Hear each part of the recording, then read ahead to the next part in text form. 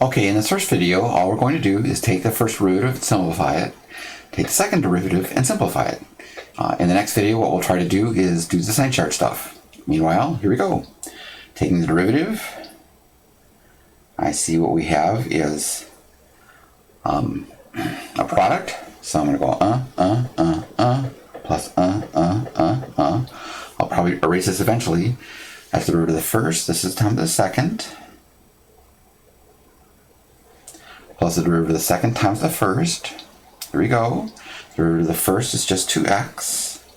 The derivative of the second, I'll need more space on, so let's make a little more space. I see the ln of blob. The derivative of the ln of blob is 1 over blob times the derivative of blob, like that. Now what we're going to need is start to simplify a little bit. I'm going to do the easy simplifying first. For example, this a and this a. They get to kill each other. And that x and that x. Alright, so that's all gone.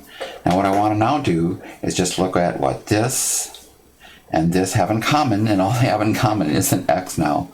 Right? So I pull out the x, and what's left is just going to be 2 times the ln of ax plus 1.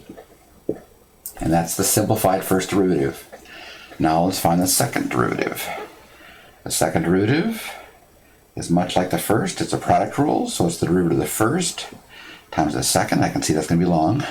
Plus the derivative of the second. Hopefully we have enough room. Times the first. I go like that. See the derivative of the first times the second. 2 ln x plus 1, like that. The derivative of x is just 1, like that. Better. Good. The derivative of the second is 2 times 1 over ax times the derivative of the ax is just a. And as before, we can cancel some nice stuff. So here I go, x, like that. And believe it or not, they have nothing in common. So I'm just going to write everything out and see if I can't make something combine. So this is just going to be 2 times the ln of ax plus 1, and all of this is just plus 2.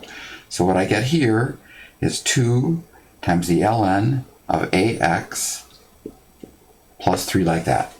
And so I have the derivative simplified, and I have the second derivative simplified. Those are now suitable to start making a sign chart. But that's up next.